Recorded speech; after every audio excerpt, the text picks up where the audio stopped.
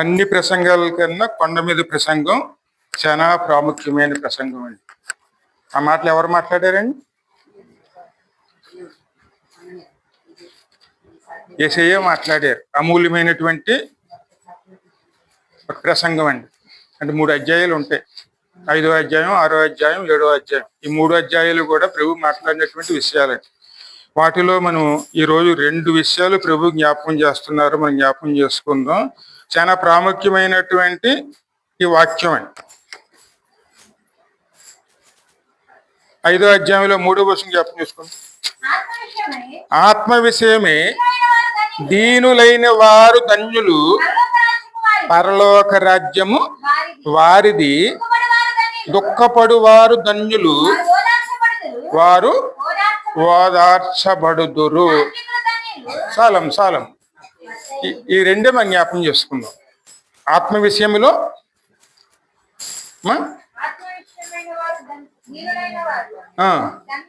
ధన్యులు, పరలోక రాజ్యము వారిది. దుఃఖపడు వారు ధన్యులు, వారు ఓదార్చబడుదురు. హల్లెలూయా. ఆత్మ విషయములోను దీనులైన వారు ధన్యులు. ఇంకా దీనులై ఉన్నటువంటి ఏమిటి? అందుకంటే ఎవరైనా మనం గౌరవించినప్పుడు మరి ఏం చేస్తాం? అంటే పెద్దవారు వచ్చారనుకోండి, అంటే వారితో మనం మాట్లాడినప్పుడు మనం అక్కడ మన ప్రవర్తన ఎలా ఉంటుంది?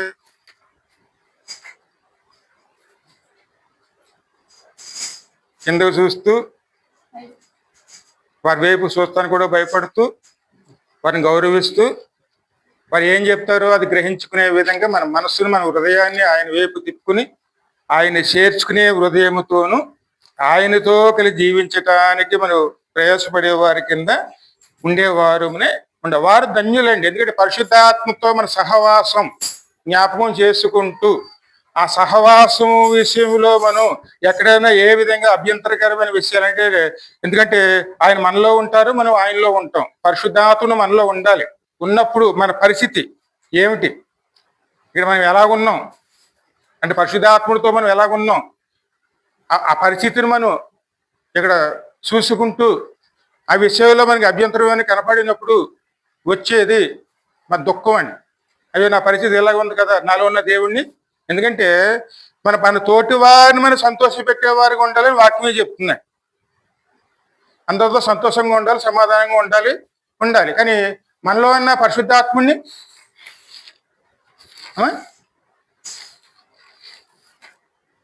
అందుకే మనలో ఉన్న పరిశుద్ధాత్మతో మనం ఎలా ఉండాలి? ఆయన అంటున్నారు చూడండి, నిర్గమాకాండం 25వ అధ్యాయంలోను 8వ వచనంలోను,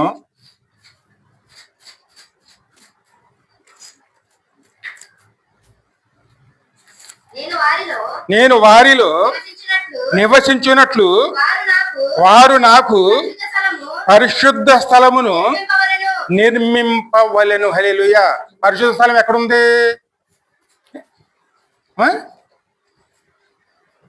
ఆ పరిశుద్ధ స్థలం మన హృదయమేనండి. ఈ హృదయమే పరిశుద్ధ స్థలం. ఇందులో ఆయన ఉంటారు.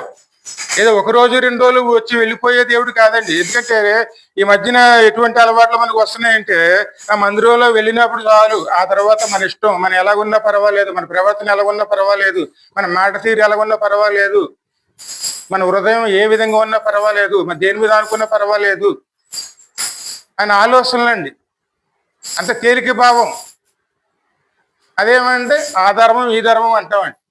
అందరూ ఒకటే అంటాం. ఈ మధ్యన చూస్తుంటే చూడండి, ఫేస్బుక్లు చూస్తే చాలు, పిల్లలకు కూడా అలవాటు అయిపోయింది. అది ఏం పెడుతున్నారో అర్థం కావట్లేదండి. ఎందుకంటే నీలో ఉన్న దేవుడు పరిశుద్ధాత్ముడు నీలోనే ఉన్నాడు. నువ్వు చేసే పనులన్నీ కూడా ఆయన గమనిస్తూనే ఉంటారు. ఆయన సంతోషపరుస్తున్నాయా లేదా దుఃఖపరుస్తున్నాయా?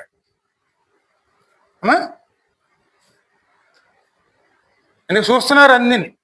నువ్వు ఎదుటి వారితో ఎలా ప్రవర్తిస్తున్నావో, ఎదుటి వారితో ఎలా ఉన్నావు, నువ్వు అదే విధంగా నీ ప్రవర్తన ఎలాగున్నది, దేవుని సంతోషపెట్టే విధంగా ఉన్నదా, దుఃఖపెట్టే విధంగా ఉన్నదా, అది మనం గమనించుకున్నప్పుడు మన ప్రవర్తన విషయంలోనూ మనకి ఎప్పుడైతే మన ఆ లోటును మనం గమనించినప్పుడు వచ్చేదే దుఃఖం అండి. ఆయనకు లోబడే విధంగా ఉండటం కోసం. ఎందుకంటే ఈ పై వచనానికి కింద వచనానికి రెండింటి సంబంధం ఉంటుందండి. ముందు గమనించుకున్న తర్వాత మనలో ఏమొస్తుంది? దుఃఖం. అయ్యో, నా పరిస్థితి ఏమిటిది, ఇలాగ ఎందుకు అయిపోయింది, నేను ఇలా అయిపోవడానికి కారణం ఏమిటి అని గమనించుకుని మనం చక్కబరుచుకోవటానికి దేవుడి వైపు తిరగటమే ఈ యొక్క దుఃఖం అండి. ఇటువంటి వారు ఎక్కడ ఉంటారు? ఖచ్చితంగా పరలోకంలోనే ఉంటారండి. ఇది మన ఆత్మ పరిశీలన చేసుకోవాలి. ఎందుకంటే ఖచ్చితంగానండి. ఎందుకంటే ఈ మధ్యన వినపడుతున్న కొన్ని మాటలు, క్రైస్తవులో ఉన్నాడు క్రైస్తవులాగా, హిందువులో ఉన్నాడు హిందువులాగా నేను ఉంటాను. మన దేవుడు ఉండడండి. అలా ఉండటానికి రాలేదు ఆయన. అలా ఉండటానికి నిర్మించబడలేదు మన హృదయం. ఆ ఆలోచన తప్పు. అయ్యా, ఇంట్లో ఉన్నాడు మా నాన్న వేరు, బయట ఉన్నాడు మా నాన్న వేరు అని మనం చెప్పుకోగలమా? అంత ఘోరమైన అవమానాన్ని తీసుకొస్తుంది. అటువంటి ఆలోచన మనలో రాకూడదు. అలా వచ్చింది అనుకోండి, ఖచ్చితంగా దేవునికి ఏమొస్తుంది? అవమానమే కానీ దుఃఖం అండి. ఆయన మనం ఇడిచిపెట్టిపోడు, మనలోనే ఉంటాడు. కానీ అప్పుడు వచ్చే దుఃఖం ఎలాగుంటుందంటే అశాంతి, ఆందోళన. మనం ఏ పని చేస్తాం కానీ మన నిద్ర పట్టదు. మనలో అది ఏదో పోగొట్టుకున్న వారి కింద మారిపోతామండి. మన హృదయం అంతా ఎలాగుంటుంది? అల్లకల్లోలంగా మారుతుంది. అప్పుడు మన పరిస్థితులు చూస్తే మనం ఏం చేయాలో మనకి అర్థం కాని పరిస్థితి వస్తుంది. ఆ స్థితి వస్తుందంటే నీలో ఉన్న పరిశుద్ధాత్ముడు దుఃఖపడుతున్నాడు. ఇది మనం గుర్తించుకో. అందుకే ఇక్కడ పౌలు అన్న మాటలు చూడండి. ఇక్కడ రోమియోలు రాసిన పత్రికలు 7వ అధ్యాయంలో 14వ వచనం నుంచి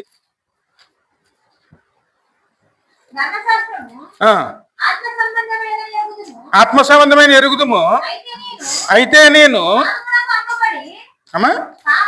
పాపమునకు అమ్మబడి శరీర సంబంధమై ఉన్నాను. ఏలయనగా చేయనిది నేను ఎరగను, నేను చేయనిచ్చించినది చేయక దేశించినది చేయిస్తున్నాను. మనకి ఇంత అనుకుంటాం మనం, సరదాగా అనుకుంటాం, మనం పిల్లలం కదా అనుకుంటాం మనం. కానీ ఆ మనలో ఉన్నవారు ఎవరండి? పిల్లలే కాదు, పెద్దవాళ్ళు కాదు, ఎవరైనా సరే మనలో పరిశుద్ధాత్ముడు ఉన్నారు. ఆయన ఉండటానికి మనలోకి వచ్చారు. ఆయన ఉన్నారు అంటే సమస్తము అన్నిది కూడా మనల్ని పరిశీలన చేస్తారు. ఆయన వస్తే ఏం జరుగుతుందంటే ఇక్కడ 16వ అధ్యాయం యోహాను సువార్తలో స్పష్టంగా ఉంటుంది చూడండి. 16వ అధ్యాయంలో 8 నుంచి 11 వచనాలు. ఆయన వచ్చి పాపమును గూర్చి నీతిని గూర్చి తీర్పును గూర్చి లోకమును ఒప్పుకొన చేయును. ఆ ఒప్పుకునే పరిస్థితి వచ్చినప్పుడు వచ్చే దుఃఖమే దైవ చిత్తానుసారమైనటువంటి దుఃఖము. అయ్యో, నేను ఈ పరిస్థితికి వెళ్ళిపోతున్నానేంటి, నేను ఇలా ఉండాలనుకోలేదు కదా అని నమ్ముకున్న తర్వాత మరి ఎలా ఉండాలనుకున్నావు, నమ్ముకున్న తర్వాత ఇప్పుడు ఎలా ఉంటున్నావు, మన పరిస్థితి ఏమిటి, ఇలా ఉండటానికి కారణం ఏమిటి? ఈ పరిస్థితిలో ఉన్నప్పుడు వచ్చేదే దుఃఖం అండి. ఎందుకంటే మన నవ్వులాటలో కనపడవచ్చు, కానీ మనలో పరిశుద్ధాత్ముడు దుఃఖపడ్డాడు అంటే మాత్రం మన జీవితం ఇంకా అది అంటారు, కుక్కలు చింపినా విస్తరగా మారిపోతుంది. ఎందుకంటే మనలో ఎవరున్నారు? ఆయన మనలో ఉన్నారండి. పరిశుద్ధాత్ముడు మనలో ఉన్నారు. ఆయన కుమారుడు వాక్యం వింటున్నాం మనం. ఆ వాక్యాన్ని అంగీకరించాం, ఆ శనివారం నడుచుకుని వచ్చాం. ఆ వాక్యం మనలో క్రియ చేసే విధంగాను ఆయనలో మన నుండి పనిచేస్తున్నారు. కానీ పనిచేసేటప్పుడు ఇవన్నీ కూడా గమనిస్తూ ఉంటారండి. పనిచేసినప్పుడు మన పాపం ఒప్పుకునే చేస్తాడు. ఆ పాపం ఒప్పుకునే పరిస్థితి మనకు వస్తుంది చూడండి. వాటిని తిరిగి మనం గమనించినప్పుడు వచ్చే దుఃఖమే మనకి ఈ దుఃఖం అండి. అయ్యో, ఈ పరిస్థితి నేను వచ్చాను కదా, నాకు ఎవరు సహాయం చేస్తారు? అదే విషయమే పౌలు అంటున్నాడండి. అయ్యా, ధర్మశాస్త్రం చాలా మేలైంది, నాకు తెలుసు, చక్కగా చదువుకుంటున్నాను, నేను చక్కగా అర్థం చేసుకుంటున్నాను. కానీ ఆ ధర్మశాస్త్రం ద్వారా నన్ను పరిశీలన చేసుకుంటే నాలో ఉన్న పాపం నాకు బయట కనపడుతుంది. కానీ ఆ పాపం చేస్తున్నది నేను కాదు. ఆ పాపం అలా ఉంది కాబట్టి ఆ పాపమే మరొక పాపం చేసే విధంగాను నన్ను ప్రోత్సహిస్తుంది. మంచి చేయాలనుకుంటున్నాను, కానీ నేను చెయ్యలేకపోతున్నాను. ఇటువంటి దుఃఖమే వచ్చేదే మనకి ఇంకా ముంచదమ్మా. లోకులు నా యందు విశ్వాసం ఉంచలేదు గనుక పాపమును గూర్చి నేను తండ్రి వద్దకు వెళ్ళుట వలన మీరిక నన్ను చూడరు గనుక నీతిని గూర్చి ఈ లోకాధికారి తీర్పు పొంది ఉన్నాడు గనుక తీర్పును గూర్చి ఒప్పుకొన చేయును. నేను మీతో చెప్తున్నది ఏమనగా చెప్పవలసినవి ఇంకను అనేక సంగతులు కలవు గాని ఇప్పుడు మీరు వాటిని సహింపలేరు. ఎందుకంటే ఇవన్నీ ప్రభు చెప్తున్నారండి. ఇక మీలో పరిశుద్ధాత్ముడు రాబోతున్నారు, నీకు నేను వెళుతున్నాను, నా పని పూర్తి చేసిన తర్వాత ఖచ్చితంగా మీలో పరిశుద్ధాత్ముడు వస్తారు. ఇంతవరకు మీరు ఏమన్నారో అవన్నీ కూడాను ఆయన జ్ఞాపకం చేస్తూ ఆయన మనలో క్రియ చేయటం మొదలు పెడతారు. అప్పుడే పరిశుద్ధాత్ముడు మనలోకి వచ్చిన తర్వాతనే పాపం అంటే ఏమిటో మనకు తెలుస్తుంది. అప్పటి వరకు మన పాపం అంటే ఏమిటో తెలియదు మనకి. అప్పుడు మనం దుఃఖం కలుగుతుందండి. అయ్యో నా పరిస్థితి ఎలాగున్నదే, ఏ పరిస్థితిలో ఉన్నా నేను, ఆ రోజుల్లో ఎలాగున్నాను, ఇప్పుడు దేవుడు నమ్ముకున్న తర్వాత నేను ఎలాగున్నాను, ఇది ఆయన ఉండే విధంగా తగిన విధంగా ఉన్నదా, లేకపోతే ఆయనకి అభ్యంతరకరంగా ఉన్నదా? ఎందుకంటే ఆయన ఎక్కడ ఉంటా అన్నారైనా మన హృదయంలోనే ఖచ్చితంగా ఆయన ఉంటారు. కానీ ఆయన ఉన్నప్పుడు, ఎందుకంటే ఎవరన్నా పెద్దవాళ్ళు వచ్చి మన ఇంట్లో ఇప్పుడు మీ ఇంటికి వచ్చి వెళ్తాను అబ్బాయి అని చెప్తే వెంటనే ఇంటిని ఏం చేస్తాం, మనం అన్ని చక్కపరుచుకుంటామండి. ఏ లోటుపాట్లు లేకుండా అన్ని కూడా బాగుండేలా చూసుకుంటాం. అలంకరణలు కూడా అన్ని రకరకాలుగా చేస్తూ ఉంటాం. మరి పరిశుద్ధాత్ముడే మనలో ఉండాలని అని కోరుకున్నప్పుడు దాన్ని ఎలా నిర్మించమన్నారైనా?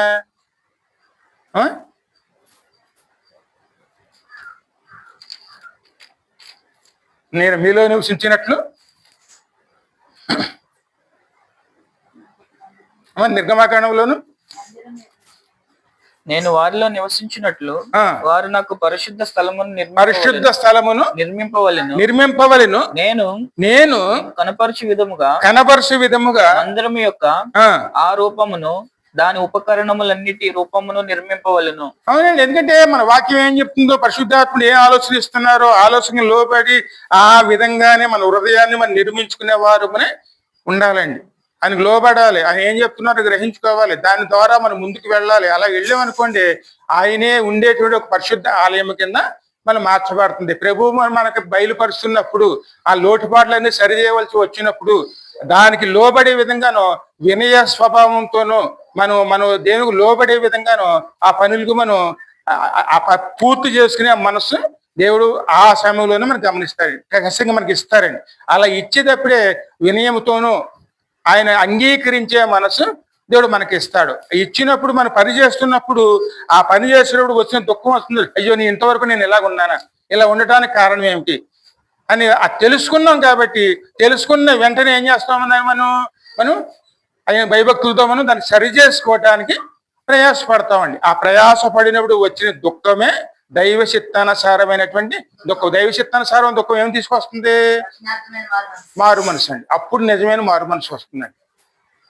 అటువంటి మారు మనసు ఖచ్చితంగా పరిశుద్ధాత్మ వల్లనే మనకు అనుగ్రహించబడుతుంది. అందుకే పౌలు కూడా అంటున్నాడు, ఇందాక రోమీయులు ఇంకా ముందు చదువు, ధర్మశాస్త్రము ఆత్మ సంబంధమైనదని ఎరుగుదుము, అయితే నేను పాపమునకు అమ్మబడి శరీర సంబంధినై ఉన్నాను. ఏలయనగా నేను చేయనది నేను ఎరుగను, నేను చేయు నిశ్చయించినది చేయక ద్వేషించినది ఏ చేయుచున్నాను. ఇచ్చయింపనిది నేను చేసిన ఎడల ధర్మశాస్త్రము శ్రేష్టమైనదైనట్టు ఒప్పుకొనుచున్నాను. కావున ఇకను దాన్ని చేయునది నా యందు నివసించు పాపమే గాని నేను కాదు నా యందు అనగా నా శరీరమునందు మంచిది ఏదియు నివసింపదని నేను ఎరుగుదును. మేలైనది చెయ్యవలననియు కోరిక నాకు కలుగుచున్నది గాని దానిని చేయుట కలుగుటలేదు. నాకు చేయాలనుకుంటున్నాం కానీ చేయలేకపోవటానికి కారణం ఏమిటి? ఒక పక్కనేమో పరిశుద్ధాత్ముడు ఒత్తిడి చేస్తున్నాడు. మందిరానికి వెళ్తే బాగుంటుంది కదా, దేవుని ఆరాధిస్తే బాగుంటుంది కదా, మంచి పాటలు నేర్చుకుందాం, దీని వాక్యం జ్ఞానం చేసుకుందాం, ఆయనలో ఎదుగుదాం. ఓ పక్కన మనకి ఆ ఆలోచనలు వస్తూ ఉంటాయి. కానీ దాన్ని అణిచేసే విధంగా ఏమొస్తున్నాయి మళ్ళీ వెనకాల? ఆ? కోరికలు. ఈ లోకానికి సంబంధించి అవన్నీ ఏం చేస్తున్నాయి? మనలో ఉన్న కోరికల్ని, అంటే దేవుడు ఎదగాలనే కోరికల్ని ఏం చేస్తున్నాయి? అవన్నీ అణిచేస్తున్నాయి. అవి పోరాటం మనకి. కానీ ఆ పోరాటంలో మనం వాడికి లోబడిపోతున్నాం, వాడు జయిస్తున్నాం.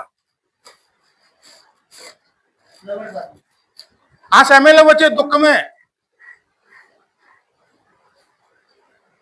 ఆ దుఃఖము కలిగిన వారిని దేవుడు ఏం చేస్తాడండి?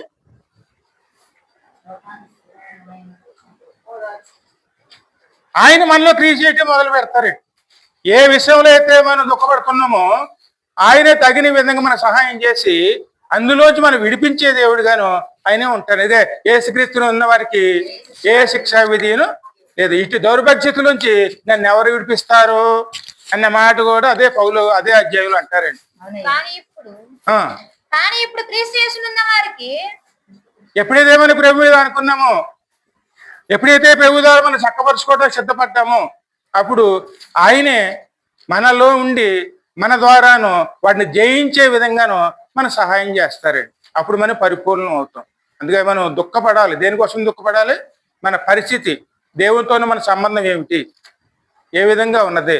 ఇది వరకు ఉన్న విధంగా మన దేవునితో మన సంబంధం కలిగి ఉన్నామా, లేకపోతే దేవుడికి దూరం అయ్యే స్థితిలో ఉన్నాం, దగ్గర అయ్యే స్థితిలో ఉన్నాం? అప్పుడున్న పరిస్థితి ఏమిటి, ఇప్పుడున్న పరిస్థితి ఏమిటి? అప్పుడు దేవుడికి లోబడేవారు, ఇప్పుడు లోబడుతున్నామా? ఆ రోజులు కాపరి వస్తే చాలు, కాపరి ఏమి చెప్తే చాలు వినటానికి సిద్ధంగా ఉండేవాళ్ళం. ఇప్పుడు ఆ పిలిస్తే వస్తాం, లేకపోతే ఆయన దారి ఆరి మన దారి మంది. ఇవన్నీ జ్ఞాపకం చేస్తాడు. చేసినప్పుడు ఏం చేసుకోవాలి? మనం ఆయన సహాయంతో మనం చక్కపరుచుకునేవారునే, ఆయన ద్వారా కట్టుకోవటానికి సిద్ధపడేవారునే ఉండాలి. ఎందుకంటే పరిశుద్ధాత్ముడు ఉండేటువంటి ఆలయం అండి. ఆలయంలో మనం పిలవాలి అంటే, ఆయన మనలో ఉండాలంటే ఖచ్చితంగా మనలో మనం ఆ విషయంలో దేవుని సహాయం కోరుకునేవారునే ఉండాలి. ఎందుకంటే ఇక్కడ ఆ మాట యెషయా అన్న మాట చూడండి, 6వ అధ్యాయం యెషయా గ్రంథంలో 5 నుంచి ముందు చదివితే 7వ వచనం దాకా చదివితే, అయ్యో అపవిత్రమైన పెదవుల గలవాడును, పెదవులు గల జనుల మధ్యన నివసించువాడును నేను నశించి తిని యెహోవాను నేను కన్నులారా చూసి తిని అన్ని కొంటే. ఎందుకంటే ఇక్కడ మన దేవుడు ఎటువంటి వారంట?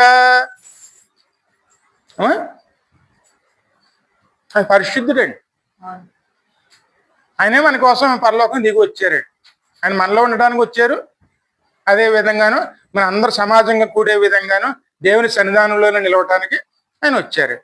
ఆ సమయంలో యెషయా అక్కడికి వచ్చారు. యెషయా వచ్చి చూసేటప్పటికి అక్కడ దేవుని దర్శనాలు అన్నీ కనపడుతున్నాయండి. ఆ సమయంలో ఆయన అంటున్నాడు మాట, అయ్యో నేను దేవుని చూసి తిని. ఆ సమయంలో కనబడింది ఎవరు? ఆ సమయంలో కనబడింది ఎవరండి? అక్కడ రాయబడి యెహోవా అని ఉన్నా సరే అక్కడ యేసయ్య కనపడ్డారండి. ఎందుకంటే యెహోవాని ఎవరు చూడలేదు. చూసిన వెంటనే ఆయన అనుకుంటున్నాడు అన్నమాట, అయ్యో నేను దేవుడిని చూసేసానే. ఎందుకంటే యెహోవాని చూడటం అనేది అసాధ్యం అండి. ఆయన ముఖ దర్శనం ఎవరు చేయలేదు. నేను నశించి తిని ఆయన బాధపడుతున్నాడు అన్నమాట. ఎందుకంటే అది పాపం చేసేనే అంటమే కాదండి, అపవిత్ర పెదవుల గలవాడిని, అపవిత్ర పెదవుల గల మధ్యన జనుల మధ్యన నివసించువాడు. మనం మాట్లాడకపోవచ్చు, కానీ మనం నివసించే స్థలం, ఆ స్థలం ఎటువంటిది?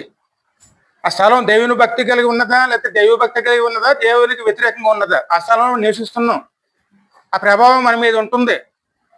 ఈ స్థితిలో ఉన్న మనము దేవుని చూస్తున్నామంటే ఆ విషయంలో ఆయన అంటున్నాడు మాట, ఆయన అయ్యో నేను అపవిత్ర పెదవుల గలవాడిని, అటువంటి పెదవుల గల సమాజంలో చూసిస్తున్న వాడిని, అయ్యో నేను దేవుని చూసేసాను, ఇప్పుడు నశించిపోతానేమో. ఆ సమయంలో భయపడుతున్నప్పుడు ఆయన దేవుని దూత వచ్చి పరిశుద్ధ అగ్ని చేత ఆయన పెదవులు ముట్టి నీ పాపములు పరిష్కరించబడినవి. ఎందుకంటే నీ పెదవులకు తగిలను కనుక ఆ. నీ పాపములకు ప్రాయశ్చిత్తమాయెను. ఆ. నీ దోషము తొలగిపోయినను. ఎప్పుడైతే ఆయన దుఃఖపడ్డారో వెంటనే ఆయనకి ఏమొచ్చిందండి?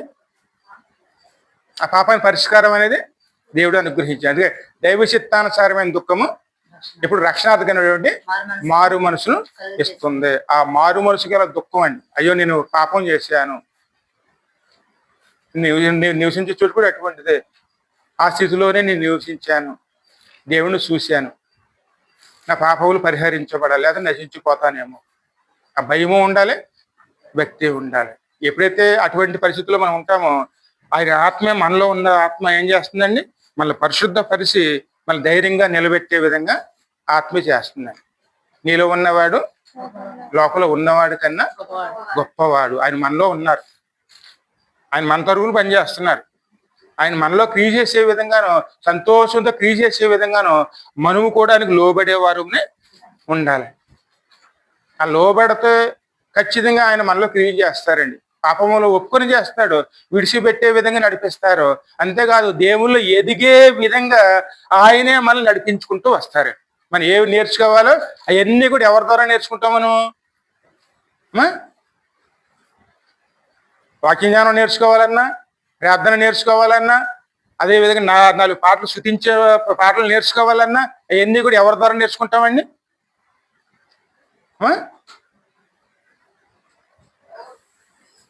ఎప్పుడైతే మనం లోబడి మనసు వస్తుందో, ఆయన గుర్తించగలుగుతామో, అప్పుడు పరిశుద్ధాత్మ ద్వారా అవన్నీ కూడాను మనకు నేర్పించబడే విధంగా దేవుణ్ణి నడిపిస్తారు. ఆయన మనలో ఉన్నప్పుడే మనం వృద్ధి చెందేవారి కింద మనం ఉంటాం. ఆయన మనలో ఉండాలి. ఉన్నప్పుడు ఖచ్చితంగా ఆయన మనలో క్రియ చేయటం అప్పుడు మొదలు పెడతాం. మొట్టమొదటి మన దోషాలన్నీ ఒప్పుకొని చేస్తారు, పాపములన్నీ ఒప్పుకొని చేస్తారు. మన నీతిలో నిలబెట్టే విధంగానో, ఆ నీతిని బట్టి మనం ముందుకెళ్లే విధంగానో మనల్ని నడిపించడం మొదలు పెడతారు. అప్పుడు తీర్పు అంటే ఏమిటో మనకు అర్థం అవుతుంది. ఆ తీర్పుకు మనం ఖచ్చితంగా లోబడే వారి కింద మనల్ని జాగ్రత్త పరచబడే విధంగాను పరిశుద్ధాత్ముడు మనలో ఉండి ఆయన క్రియ చేయటం మొదలు పెడతారు. ఎన్ని జరగాలంటే అక్కడ ముందు దేవునికి మనం లోబడి వినయముతో ఆయన మనం అంగీకరించుకునే వారునే ఉండాలి, ఆయన సంతోష పెట్టేవారునే ఉండాలి. ఆయన మనం లోబడకుండా దేవుని క్రియలు జరగాలంటే జరగవండి. ఖచ్చితంగా ఆయన మనలో ఉన్నారు. మనలో ఉన్నవాడు, ఎందుకంటే మన ఇంట్లో ఉన్నవారు మన సంతోషంగా ఉండాలంటే ఇంట్లో అందరూ కూడా ఎలాగ ఉండాలి? ఆనందించుడి, మరలా చెప్తున్నాను ఆనందించుడి. అందుకే మాట ఎక్కడుంది?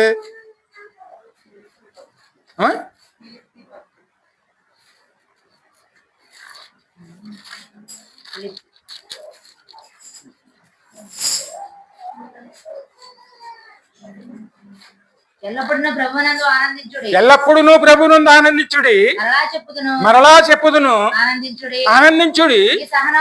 మీ సహనమును సకల జనులకు తెలియబడనీయుడి.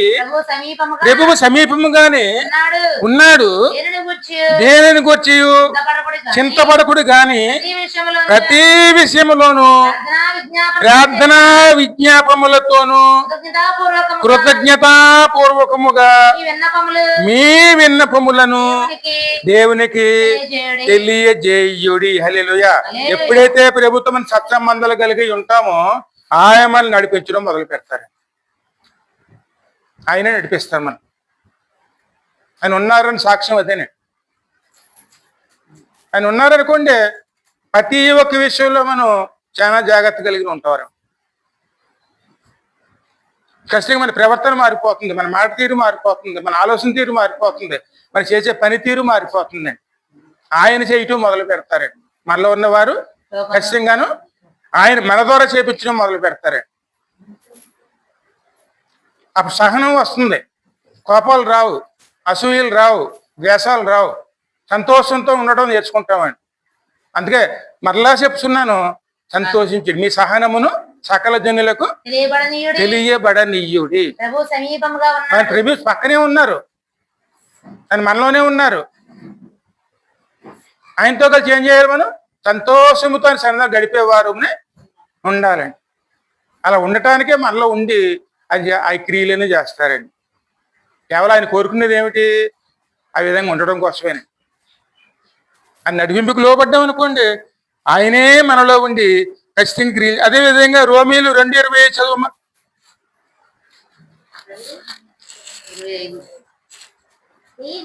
నీవు ధర్మశాస్త్రము ఆ, అనుసరించి ఆ, ప్రవర్తించిన వాడివైతివా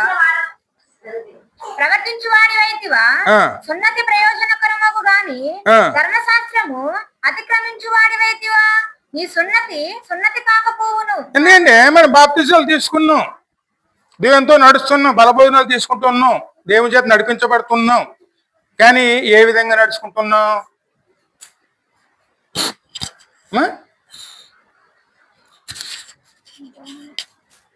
ఇంకా ముందు చదువు. నీ సున్నతి కాకపోవును. కాబట్టి సున్నతి లేనివాడు ధర్మశాస్త్రపు నీతి విధులను గైకొనెడలా అతడు సున్నతి లేనివాడయ్యుండి సున్నతి గలవాడుగా ఎంచబడును కదా. ఎందుకంటే మన దేవుని రక్తం తీసుకుంటున్నాం, దేవుని శరీరం తీసుకుంటున్నాం, దేవుని సంతోషం పెట్టేవారు ఉంటున్నామా లేదా? అవి ఏమి అనుభవం లేని వాడు కూడా కొంతమంది దేవుని సంతోషం పెట్టే విధంగాను తమ హృదయ ప్రవర్తనలో ఎప్పుడు కూడా జాగ్రత్త కలిగి ఉంటారండి. వారు తీసుకోకపోయినా సరే, సున్నతి తీసుకోకపోయినా సరే, బాప్తిజం తీసుకోకపోయినా సరే, అది తీసుకున్న విధంగా ప్రవర్తిస్తూ ఉంటారు. ఇప్పుడు ప్రభు వారిలో సంతోషపడతారా, మనలో సంతోషపెడతారా?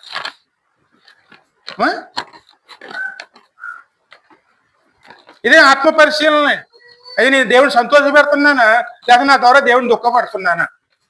ఈ పరిస్థితి మనం తెలుసుకోవడానికి ప్రయాసపడుతున్నప్పుడు వచ్చే దుఃఖమే దైవ చిత్తానుసారమైనటువంటి దుఃఖం. ఈ దుఃఖం కలిగినప్పుడు మనకి ప్రయోజనకరంగా ఎందుకంటే మన లోటుబాట్లు తెలుసుకున్నాం అనుకోండి, వెంటనే దాన్ని ఏం చేసుకుంటాం, మనం వెంటనే సరి చేసుకోవడానికి ఆయన మీద ఆధారపడతామండి. అప్పుడు పరిశుద్ధాత్ముడు మనలో సరి చేయటం మొదలు పెడతా. అయ్యో, ఆ రోజు నేను చేసిన లోటు ఈ రోజు జరిగించకుండా నేను జాగ్రత్త పడతాను. అలా జాగ్రత్త పడటానికి జ్ఞాపకం చేసేవారే పరిశుద్ధాత్ముడే.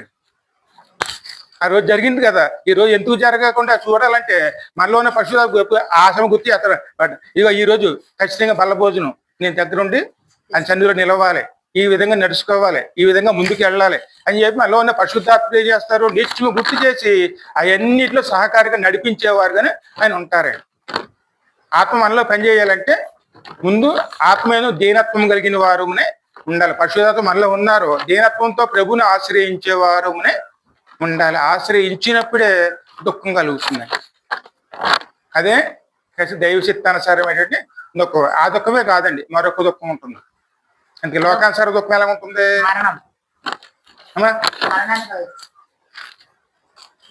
ఇంతగా ఆ దుఃఖం ఎలాగుంటుంది?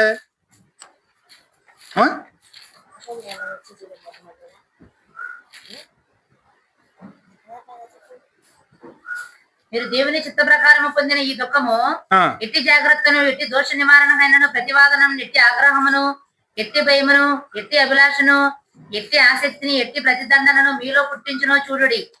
ఆ కార్యమును గురించి సమస్త విషయంలోనూ మీరు నిర్దోషులై ఉన్నారని రుజువుపరుచుకుంటారు. ఎప్పుడైతే మన అటువంటి మార్పు రావడం మొదలు పెడుతుందో అప్పుడు ప్రతి ఒక్క విషయంలోనూ అది మన శరీరం నడిపించే విధంగాను మన క్రియలు చేస్తుంది. కానీ మరొక రకమైన దుఃఖం ఉన్నది, అది లోకానుసారమైనటువంటి దుఃఖం. అది లేదయ్యా, ఇది లేదయ్యా, అలాగున్నదయ్యా, ఇలాగున్నదయ్యా. దేవుని దగ్గర పొందుకోవటానికే మనం దుఃఖపడుతూ ఉంటామండి. దేవుడు ఇవ్వాలి, ఇచ్చేవాడిగా ఉండాలి, ఇస్తాడు, ఖచ్చితంగా ఇస్తాడు. కానీ ఇచ్చుకునే అర్హత కూడా మనకు ఉండాలి కదా. ఇస్తాడు, కావాల్సినంత ఇస్తాడు, కానీ అది పొందుకునే అర్హత.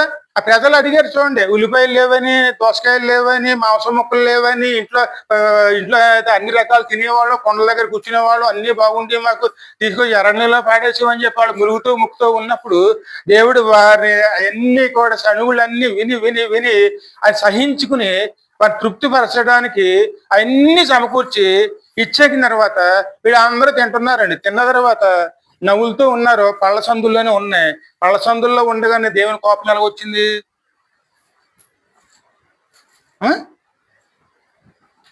అన్నీ ఇచ్చాడు దేవుడు,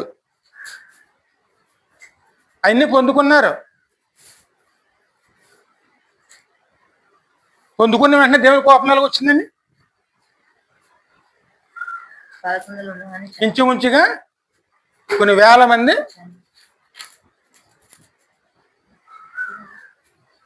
కూలిపోయారండి.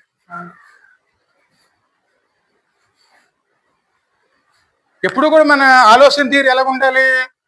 దేవునితోనే సంబంధం అండి. దేవుడితో ఎలా ఉంటున్నాం? మన ఇంట్లో మన దేవుడు ఉన్నారు, ఆయన నిత్యము ఉంటారండి. ఆయనతో మనం జీవిస్తున్నాం, ఆయన ద్వారా మనం ఖచ్చితంగా ఈ లోకం జీవిస్తున్నామండి. మరి ఇంట్లో ఉన్న దేవుడు మనం సంతోష పెట్టగలుగుతున్నావా? ఆయనతో ఉన్న మన సత్సంబంధం ఎలా ఉంది? ఖచ్చితంగా ఆయన మనలో ఉన్నారండి.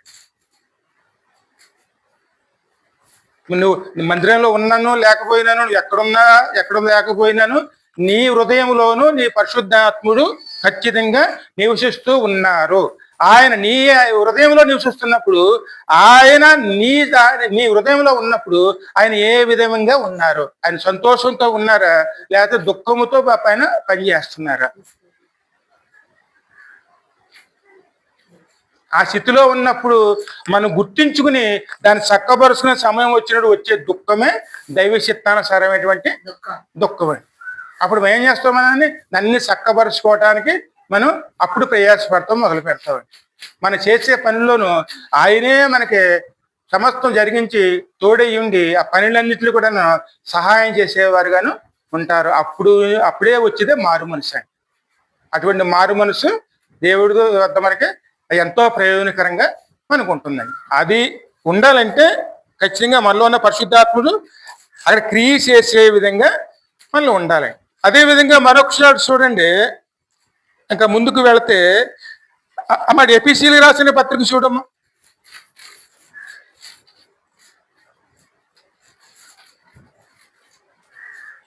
5వ అధ్యాయం మొదటి 7 వచనాలు.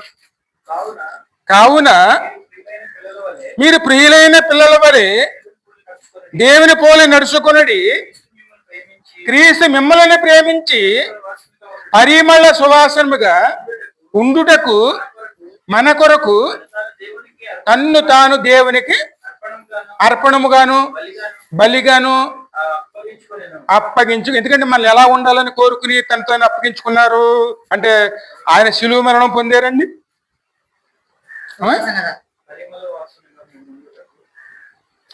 ఇంకా ఇంట్లో ఆగ్రత్తుల వాసన వచ్చింది అనుకోండి, అత్తర వాసన వచ్చింది అనుకోండి, ఖచ్చితంగా ఆ ఇల్లు సువాసన కొడుతుందండి. అదే కనుక ఇల్లు కనుక దుర్వాసన వచ్చింది అనుకోండి, ఇల్లు ఎలాగుంటుంది?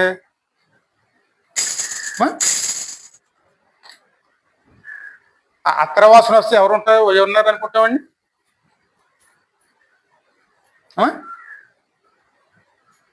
ఇంట్లో కానీ అత్తర వాసన వస్తే అక్కడ ఏం జరుగుతుంది అనుకుంటాం మనం?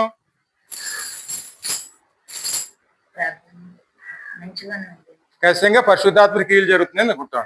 అదే కానీ దురాసన అక్కడ వెలబెడితే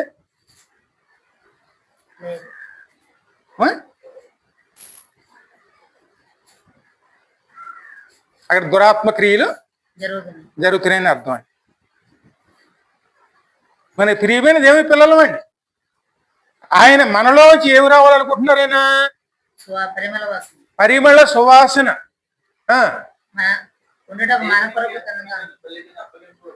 అందుకోసం ఆయన యొక్క బలి కింద మన పాపములైన దురాశన అంతా కూడా తీసివేసి మన కొత్తగా జన్మించిన వారి కింద ప్రియమైన పిల్లల కింద ఆయనే మన కోసం సమస్తము కూడా జరిగించి దానికి కావలసిన సిద్ధపాట్లన్నీ కూడాను ఆయనే సిద్ధపరిచారు. అన్ని ఆయనే చేశారు. బలి కింద అయింది ఆయన, రక్తము చిందించారు ఆయన, ఆయన శరీరాన్ని ఆయన పరిపూర్ణ అర్పించారండి. బలి పశువు కింద ఆయనే అన్ని సిద్ధం చేశారండి. కానీ ఎందుకోసం సిద్ధం చేశారైనా? పరిమళ సువాసనగా మనల్ని సిద్ధపరచడం కోసం. అందుకే పిలిచాడు. కానీ చదువు అక్కడ, మీరును ప్రేమ కలిగి నడుచుకొనుడి, మీలో జారత్వమే గాని ఏ విధమైన అపవిత్రత గాని లోభత్వమే గాని వీటి పేరైనను ఎత్తకూడదు. హల్లెలూయా. ఇది మనం తెలుసుకోవాల్సిన విషయం అండి. అది పేరు ఎత్తదాన్ని కూడా పరిశుద్ధాత్ముడు ఒప్పుకోరండి. ఎందుకంటే ఆయన మనలో ఉన్నారు. పేరు ఎత్తడానికే ప్రభు ఇష్టపడినప్పుడు మరి వాటిని మన నోటి ద్వారా ఉచ్చరిస్తే ఎలాగుంటుంది, అంటే మన హృదయ ఆలోచనలు తలంపుల్లో ఉంటే ఎలాగుంటుంది. మన అంత విలువైన వారుగా ఎంచుకున్నారండి. అందుకే ఆయన పరలోకాన్ని విడిచిపెట్టి ఎక్కడికి వచ్చారు? ఆయన మనలో ఉండడానికి వచ్చారు, మనలో క్రియలు జరిగించడానికి వచ్చారు, పరిశుద్ధాత్మ నిలయముగా మార్చడానికి వచ్చారండి. మనం ఆయన ద్వారా కట్టబడుతున్నాం. అందుకోసం ఆయన కుమారునే బలిగా ఇచ్చారండి. ఆ రక్తం ద్వారా ఇల్లు పరిపూర్ణంగా శుద్ధి చేశారు. అదే విధంగా మన బలపరచడానికి శరీరాన్ని ఇచ్చారండి. అది కోరుకునేది ఏమిటి? పరిమళ సువాసన కింద ఒకరికి ఒకరు ప్రేమించుకునే స్వభావం కలిగిన వారు మనం అక్కడ మనం నివసించే వారు కింద ఉండాలి. అక్కడ ఏముండాలి? సోదర స్వభావమే అక్కడ ఉండాలి. ఎప్పుడైతే మనం సోదర స్వభావంతో మనం ఆ సమయంలో ఆ స్థలం నివసిస్తూ ఉంటామో, మనలో ఉన్న పరిశుద్ధాత్మలు కూడాను సంతోషంతో గంతులు వేస్తూ మనలో క్రియలు చేయటం మొదలు పెడతాడు. అది దేవుని కార్యాలు. అలా ఉండటం కోసమే దేవుడు మనల్ని ఆయన ఎన్నుకున్నారు. ఇంకా ముందు చదివితే ఇంకా మనకు అర్థమవుతుంది. చూడండి, అందులో 4వ అధ్యాయంలో 20 నుంచి చదువు. అయితే మీరు యేసును గూర్చి విని ఆయన అందరి సత్యం ఉన్నది ఉన్నట్టుగానే, ఆయన యందు సత్యము ఉన్నది ఉన్నట్లుగానే, ఆయన యందు ఉపదేశింపబడిన వారైన ఎడల, ఆయన యందు మీరు ఉపదేశించబడిన వారైన ఎడల మీరు అలాగూ క్రీస్తును నేర్చుకున్న వారు కారు. ఎలాగూ? ఆ విషయాలు తెలుసుకోవాలంటే ఇంకా పై 4 వచనాలు చదవాలండి. ఇంక లోకంలో పరిస్థితులు ఎలా ఉన్నాయి? వారైతే అంధకారమైన మనసు గలవారై తమ హృదయ కాఠిన్యము వలన తమలోనున్న అజ్ఞానము చేత దేవుని వలన కలుగు జీవములో నుండి వేరుపరచబడిన వారై తమ మనసునకు కలిగిన వ్యర్థత అనుసరించి నడుచుకొనిచున్నారు. అంటే వారు ఎటువంటి వ్యర్థతలోకి వెళ్ళిపోతున్నారు? అజ్ఞానం అండి. ఇప్పుడు ఉన్నది ఏమిటి? ఆ ఫేస్బుక్లు, లేకపోతే అయ్యని ఇయ్యని, ఆ రీల్స్ అని అయ్యని ఇవన్నీ కూడా ఎక్కడ తీసుకెళ్ళిపోతున్నాయి మనల్ని? నీ ఫేస్బుక్ తిరిగేసామనుకోండి, చూడకూడని దృశ్యాలు కూడా దానిలోనే పరిపూర్ణంగా ఉంటాయి. అని నేను వాడను. ఒక వాక్యం ఒకటి పెడతానండి అంతే. పెట్టాక వాడు చూస్తున్నారు కొన్ని చూడదని. అంత అభ్యంతరకరమే ఉంటాయి. అటువంటి వాటిని పిల్లలు ఎంత దూరంగా ఉండాలండి?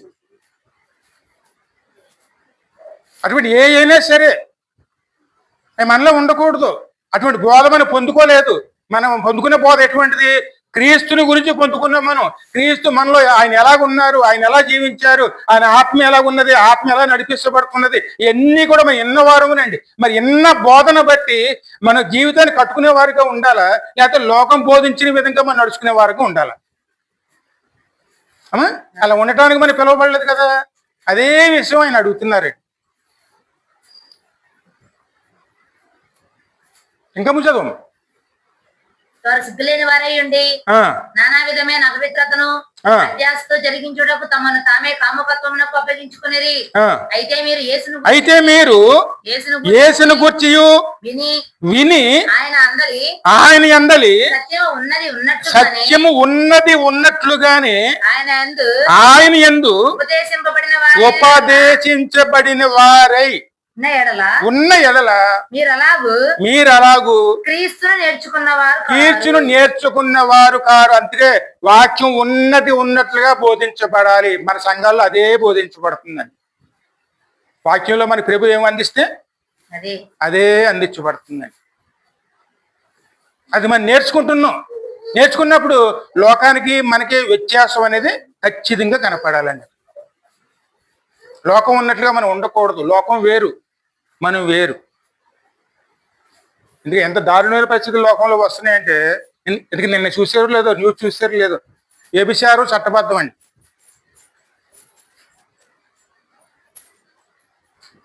ఇంక వ్యభిచారం చట్టబద్ధం అయితే ఈ లోకంలో మన ఇళ్ళు ఎలా తయారవుతాయండి? లోకం వేరు, మన పరిస్థితులు వేరు. మన దేవుని గురించి తెలుసుకుంటున్నాం, దేవుని గురించి వింటున్నాం, యేసయ్య గురించి తెలుసుకుంటున్నాం, యేసయ్య గారు నడిపించబడుతున్నాం పరిశుద్ధాత్మ నడిపింపులోనే. అందరం ముందుకు వెళ్తున్నామండి.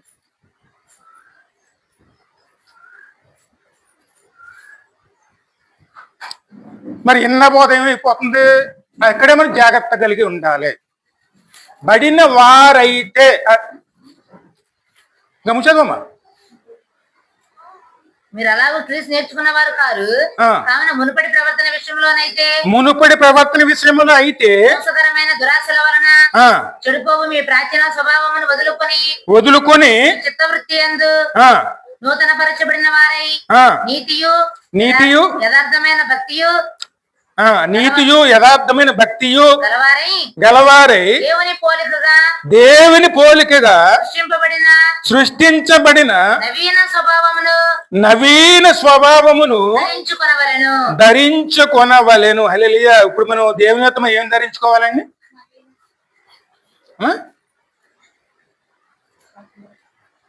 ఇది మన ఆశ అవ్వాలండి.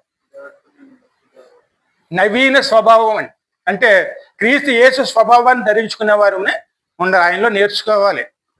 అలా నడిపించేవారే పరిశుద్ధాత్ముడు అండి. అని సంతోషంతో మనలో క్రియ జరిగించాలి. అందుకు మనం లోబడే మనసు కలిగిన వారునే ఉండాలి. మనం లోబడలేదనుకోండి దుఃఖపడుతూనే ఉంటారు. ఆయన దుఃఖపడేటప్పుడు వచ్చేది అశాంతి, ఆందోళన. అప్పుడు వచ్చే దుఃఖమే మనలో వస్తుందండి. అది మనం తెలుసుకునే వరకు కూడాను మరి పరిస్థితి అలాగే ఉంటుంది. ఏమిటి ఇలాగ ఉంటుంది? ఏంటి? ఏది అన్నం తిన బుద్ధి అవుతులేదు, పడుకో బుద్ధి అవుతులేదు, పని చేయ బుద్ధి అవుతులేదు, ఎక్కడ చూసి అశాంతిగా ఉంటుంది, ఆందోళనగా ఉంటుంది. ఏటి పరిస్థితి అనుకుంటాం మనం. కానీ అక్కడ ఆయన క్రియ చేస్తున్నారు, ఆయన ఉండలేకపోతున్నారు అక్కడ. ఇది పరిస్థితి. ఆ స్థితిలో మనం ఏం చేసుకోవాలి? వెంటనే తెలుసుకుని అప్పుడు వాక్యం జ్ఞానం చేసుకున్నాం అనుకోండి, వాక్యం మళ్ళీ గుర్తు చూపిస్తుంది ఇది పరిస్థితి అని. వెంటనే మనం ఏం చేసుకోవాలి? ఆయన సహాయంతో మనం దాన్ని ఇంటి చక్కపరుచుకునే వారమే. అందుకే మన సామెతలో ఉంటుంది, జ్ఞానవంతురాలు ఏం చేసుకుంటుంది? తన ఇంటిని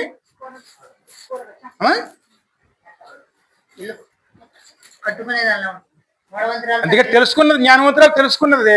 ఎందుకంటే అక్కడ జ్ఞానవంతురాలు అన్న మాటలోనే ఉన్న అర్థం ఉందండి. ఆమె తెలుసుకుంది కాబట్టి తెలుసుకున్న దాన్ని బట్టి తన ఇంటిని ఏం చేసుకుంటుంది? ఆ లోట్లు ఎక్కడున్నాయో, ఆ పరిస్థితులు ఎక్కడున్నాయో అన్నీ కూడా చూసుకుని అవన్నీ చక్కపరుచుకుంటూ తన ఇంటిని ముందు కాపాడుకుంటూ మొదలుపెట్టింది. అది జ్ఞానవంతురాలు చేసేటువంటి కానీ. కానీ మూర్ఖురాలు ఏం చేస్తుంది? అదే లోకం, అదే సంతోషం, అదే పరిస్థితులు పట్టించుకోవడం లేదు. అక్కడికి ఇల్లు చివరికి వచ్చేటప్పటికి గాలి తుఫాన్లు వచ్చేటప్పటికి ఆ ఇల్లు అంతా కూడాను తుఫాన్లో చిక్కుకుపోయింది. తన చేతులతో తానే కూడబెరుక్కుందండి. కారణం ఏమిటి?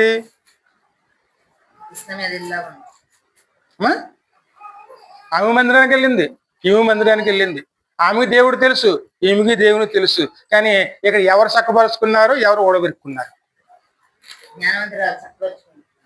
జ్ఞానవంతురాలు అంటే ఎవరు? జ్ఞానం అంటే క్రీస్తు అండి. క్రీస్తుని కలిగి ఉండి, క్రీస్తుకు లోబడి, క్రీస్తు దీనత్వం కలిగి ఆయన ద్వారా మనం పనిచేసుకుంటూ ఆయన ఆత్మ ద్వారా మన ఇంటిని చక్కపరుచుకున్నాం అనుకోండి, ఖచ్చితంగా యోగ్యమైన ఇల్లు కింద ఆయన సరిగ్గా మనం ఆయన ద్వారా మనం కట్టుకోగలిగిన వారిని ఉంటామండి. కానీ మన మూడు రాళ్ళ కింద క్రీస్తుని పక్క తోచేసి ఆయన ఆత్మను దుఃఖపరుచుకుంటూ మన ఈ లోక సంతోషంతోనే పడిపోయి మన ఇంటి విషయాలు పట్టించుకోవడం మానేసాం అనుకోండి, కొద్ది రోజులకి ఇల్లు ఏమైపోతుంది? ఆ తర్వాత ఆ ఇల్లు నివాసయోగ్యంగా ఉంటుందా? ఉండదండి.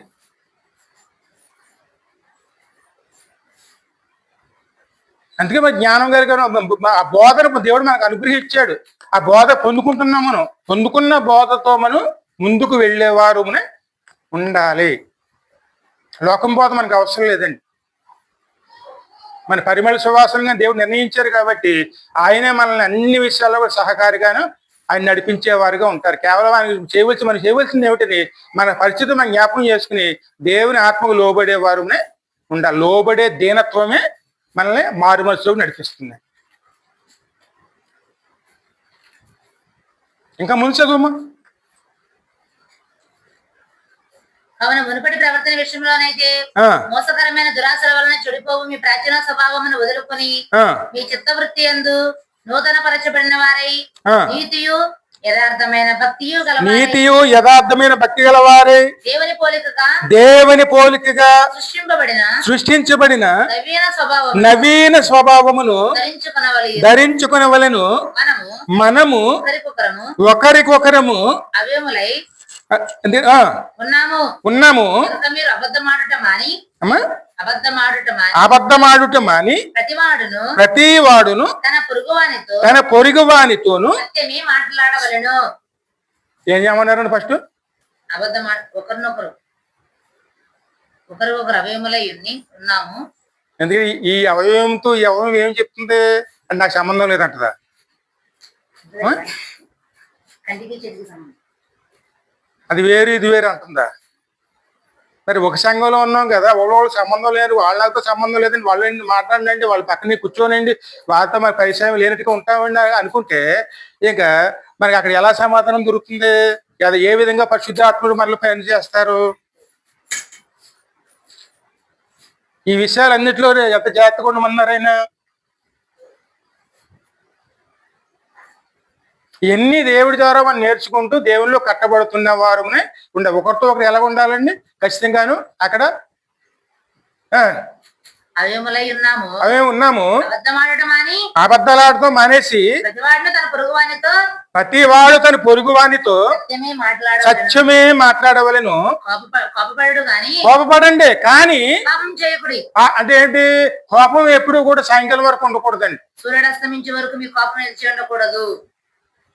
వాళ్ళు లోపం చూసుకున్నారు, వాళ్ళు మందలించారు, వాళ్ళు వినలేదు, ఇటు శవాట్లు పెట్టారు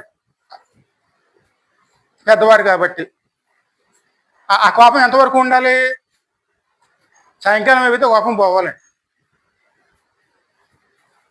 అలా మనం హృదయంలో భద్రపరచుకోకూడదు. భద్రపరుచుకున్నాం అనుకోండి సాతాను వాడుకోవడం మొదలెడతాడు. అది అవకాశం ఇవ్వకూడదు. కోపపడాలి. పెద్దవాళ్ళు ఉన్నారు, పెద్దవాళ్ళకి దేవుడు వెంట్రుకలు పెట్టాడు మనల్ని. అలా తెలిసి తెలియకుండా పొరపాట్లు చేస్తున్నారు అనుకోండి, వాళ్ళు నడిపించవలసిన బాధ్యత ఎవరితే? ఆ బాధ్యత మనకి ఇచ్చాడు. కోపపడాలి కానీ ఆ కోపాన్ని మనం నిలుపుకొని దేవుని దూరం అయ్యే వారిగా ఉండకూడదు.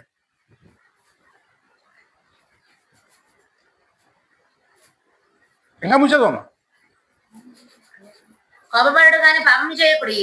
సూర్యుడు అస్తమించే వరకు మీ పాపం నిలిచి ఉండకూడదు. అపవాదికి చోటియకుడి. దొంగిలవాడు ఇక మీదట దొంగిలేక అక్కర గలవానికి పంచిపెట్టుటకు వీలు కలుగు నిమిత్తము తన చేతులతో మంచి పని చేయించు కష్టపడవలను. వినువారికి మేలు కలుగునట్లు అవసరమును బట్టి అవసరమైనప్పుడు క్షేమాభివృద్ధి గల కరమైన అనుకూల వచనమే పలకవలెను కాని దుర్భాష ఏదైనను మీ నోటను రానియ్యకుడి. పరిశుద్ధాత్మ దేవుని దుఃఖపరచకుడి.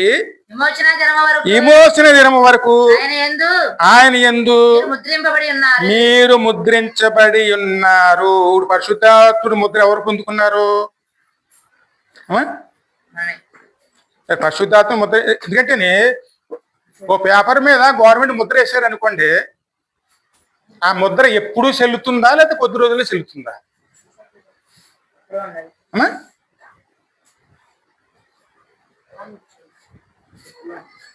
అందుకని గవర్నమెంట్ పత్రం ఇంటికి మనకి ఇచ్చారు, వాటి మీద గవర్నమెంట్ ముద్ర వేసారు. ఆ ముద్ర వేయబడిన పత్రము కొద్ది రోజులే చెల్లుతుందా లేదా ఎల్లకాలం చెల్లుతుందా? ఆ పత్రాన్ని కాపాడుకోవచ్చిన బాధ్యత ఎవరిది? ఎప్పుడైతే ఆయన కుమారుని అంగీకరించామో, ఆయన వాక్యం ద్వారా నడుచుకోవడం మొదలు పెట్టామో, పరిశుద్ధాత్మ మనకు అనుగ్రహించబడటమే కాదు, మనకు ఒక ముద్ర వేశారు. ఏ ముద్ర వేశారు? దేవుని బిడ్డ అనే ఒక ముద్ర మనం వేయబడింది. ఆ ముద్ర వేయబడిన మనము ఇప్పుడు ఇక్కడ ఎవరికి చెందిన వారు? మనం దేవునికి సంబంధించిన వారమా లేకపోతే లోకానికి సంబంధించిన వారమా? ముద్ర వేసి ఉన్నాడు. పరిశుద్ధాత్మను దుఃఖపరచకుడి. ఆయన విమోచన ధర్మం వరకు ఆయన మనకి ముద్ర వేసి ఉన్నాడు. దానికి అర్థం ఏమిటంటే పరిశుద్ధాత్మ మనలో ఉన్నారు. దుఃఖపడినప్పుడు మనం విడిచిపెట్టి వెళ్ళిపోరండి. అని బాధపడుతూనే ఉంటారు. మనకు తెలిసిన వరకు కూడాను ఆ బాధపడుతూనే ఉంటారండి. ఆయన బాధపడుతున్నప్పుడు మన పరిస్థితి ఎలా ఉంటుంది? అదే విధంగా ఉంటుందండి. మనశ్శాంతి ఉండదు. ఎప్పుడైతే మనం తెలుసుకుంటామో, ఎప్పుడు ఆయన వైపు తిరుగుతామో అప్పుడు పూర్వస్థితిని మళ్ళీ జరిగిస్తారండి. అంతేగాని పరిశుద్ధాత్మ మనల్ని దూరం అయిపోడు. ఆయన మనలోనే ఉంటారు. ఆయన మనలో ఉన్నారు కాబట్టి ఆయన విషయాల్లో జాగ్రత్త కలిగిన వారునే ఉండాలి. మనలో ఉన్న దుఃఖాన్ని ఎప్పుడు కూడా పరిశుద్ధాత్మ దుఃఖపరిచే వారి కింద ఉండకూడదండి. ఆయన మనలోనే ఉంటారు. అంగీకరించాం మనం. అందుకు దేవుడు మనకు వాగ్దానం ఇచ్చారు. ఆయన ఆత్మతో నడిపించడానికి ఆయన మనలోకి వచ్చారు. కానీ మనల్ని అర్ధాంతంగా లోకంలో విడిచిపెట్టేసేవారుగా ఉండరండి. అది ఖచ్చితంగా నడిపిస్తారు. కానీ మనం సంతోషంతో దేవునితో నడుస్తున్నామా, లేకపోతే దుఃఖం భారంతో నడుస్తున్నామా? అంటే మన ఆత్మీయ జీవితం ఇక్కడ సంతోషంతో ముందుకు వెళ్ళాలా, లేకపోతే భారము దుఃఖంతో వెళ్ళాలా? ఆత్మీయ జీవితం ఎలాగెళ్ళాలి? ఆత్మీయ సంతోషంతో వెళ్ళాలా, లేదా దుఃఖంతో వెళ్ళాలా?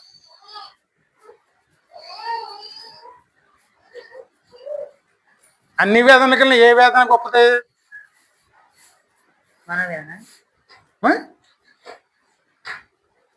అంటే దాంట్లో చెప్తారు చూడండి.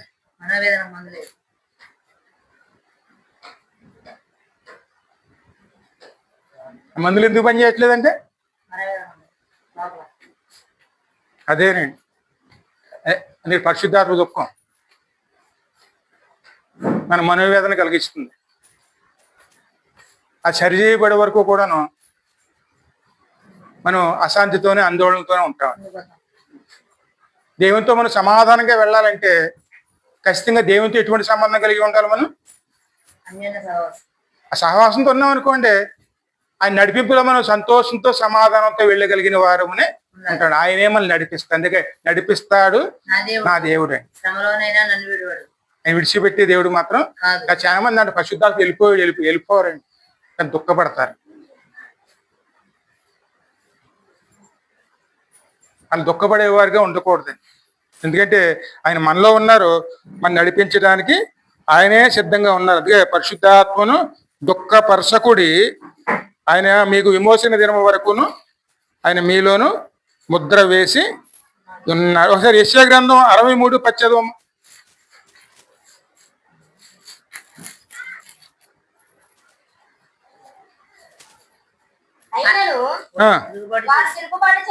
అయినను వారు తిరుగుబాటు చేసి ఆయన పరిశుద్ధాత్మను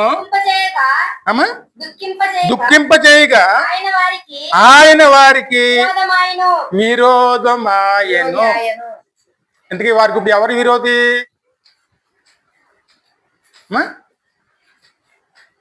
తిరుగుబాటు చేసిన వారు సాతానా లేకపోతే దేవుడా?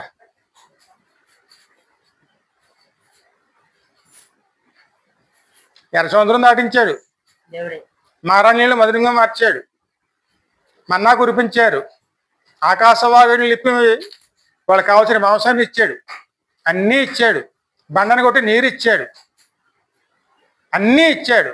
పొలిమేరల దాకా తీసుకెళ్ళారు. పొలిమేరల దగ్గరికి వెళ్ళిన తర్వాత ఏమన్నారండి?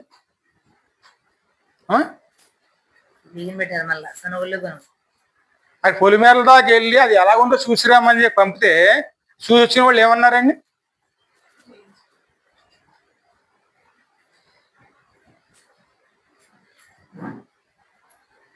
వాళ్ళు అన్న మాటలు ఏమిటి? వాళ్ళు అంత బలవంతులయ్యా, ఎంత బలవంతులయ్యా, మమ్మల్ని అక్కడ పంపేసి వాళ్ళతో చంపించేస్తావా? మరి ఎంతవరకు ఎర్ర సముద్రం దాటించే వాడు బలవంతుడా, లేదా వారు బలవంతులా? సముద్రం దాటించిన వాడు బలవంతుడా? కొండను బదగొట్టి నీరునిచ్చిన బలవంతుడా? ఆకాశవాగడ్లు తిప్పి ఆహారంతో తృప్తిపరిచిన వాడు బలవంతుడా? కేవలం వారు అక్కడ 7 అడుగులు పడుకున్నారంటే అండి, వాళ్ళు చూసి ఏమంటున్నారు? వీళ్ళు అమ్మ చాలా బలవంతులు, మమ్మల్ని అక్కడ పంపేసి మమ్మల్ని అక్కడ కేవలం దోమలు నలిపేస్తారు వాళ్ళు, అక్కడ మమ్మల్ని వెళ్ళమంటారేంటి? దానికన్నా మేము ఐగుప్తులోనే సుఖంగా బతుకుతాము.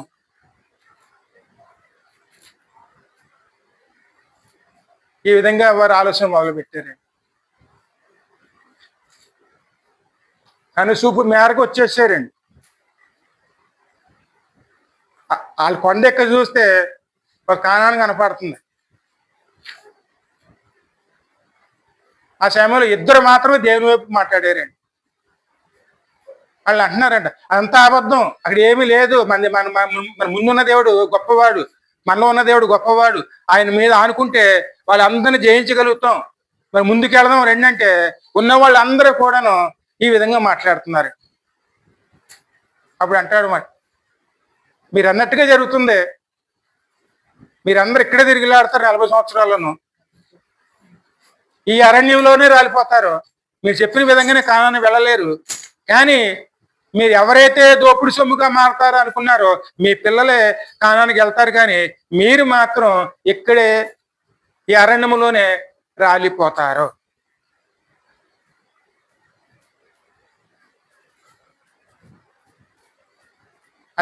ఆ నడిపించే దేవుడే ఇప్పుడు మాట్లాడుతున్నారు.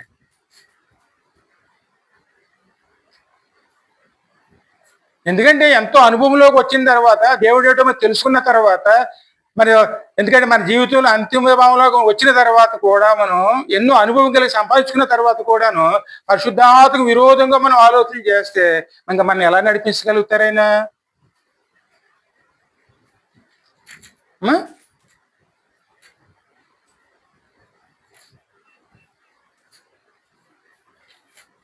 అందుకే దైవ చిత్తానుసార దుఃఖము ఎప్పుడు రక్షణార్థకమైనటువంటి మారు మనసును ఎందుకని అన్నారని, ఆత్మయందు దీనులైన వారు దీనులు అంటే ఏమిటి? పరిశుద్ధాత్మకు లోబడి దేవుని చేత నడిపించబడుతున్న వారండి. ఆత్మ ఎలా నడిపిస్తే అలా నడుచుకోవటానికి సంతోషముతో వాళ్ళు అంగీకరించి ఆత్మకు లోబడి ఆత్మ చేత నడిపించబడుతున్న వారే దీనులై ఉంటారండి. ఆయన ఎలా నడిపిస్తే అలాగే నడుచుకుంటారు, ఆయనకి లోబడుతున్నారు. అవి తిరుగుబాటు వచ్చిందని వారు తెలుసుకున్నారు అనుకోండి, దుఃఖంతో మళ్ళీ ఆయన వైపు తిరిగి దాన్ని చక్కపరుచుకునే వారి కింద వారు ఉంటున్నారు. కాబట్టి వారు ధన్యుల కింద మారబడి, కానీ వారు ఎక్కడికి వెళ్తారు? పరలోక రాజ్యము. వారి ఇట్టి వారి కోసమే పరలోక రాజ్యము ఉందండి. చిన్న ఉదాహరణ, నినివే పట్టణం తెలుసు కదండి అందరికీ.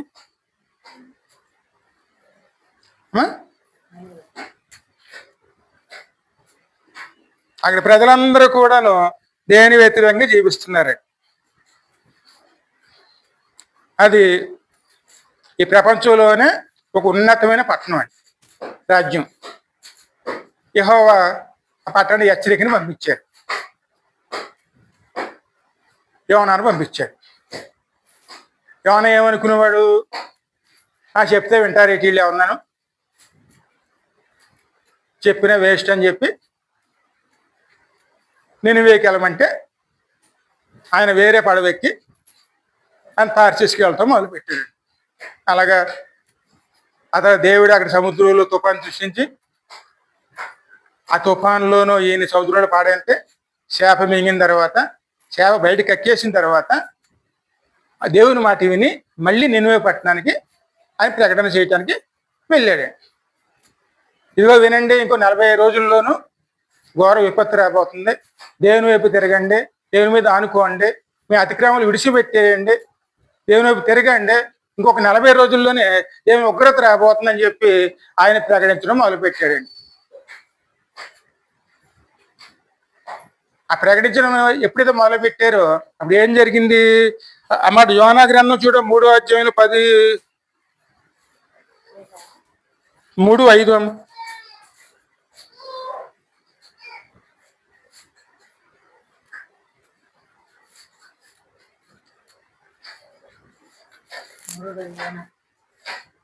3వ అధ్యాయం 5 నుంచి 10 వచనాలు.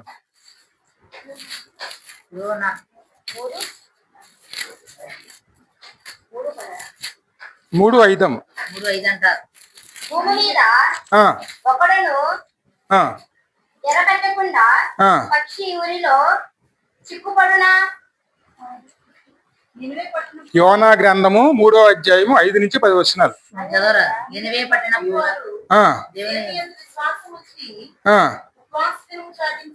వెంటనే ఏం చేశారండి వాళ్ళు?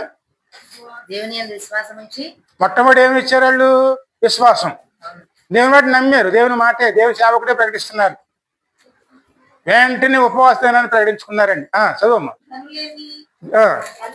గనులేమి అల్పులేమి అందరూ గోను పట్టా కట్టుకుని ఆ సంగతి నినివే రాజు వినపడగా అతడు కూడా తన సింహాసనం మీద దిగి తన రాజవస్త్రము తీసివేసి గోను పట్టా కట్టుకుని బూడిదలో కూర్చుండెను.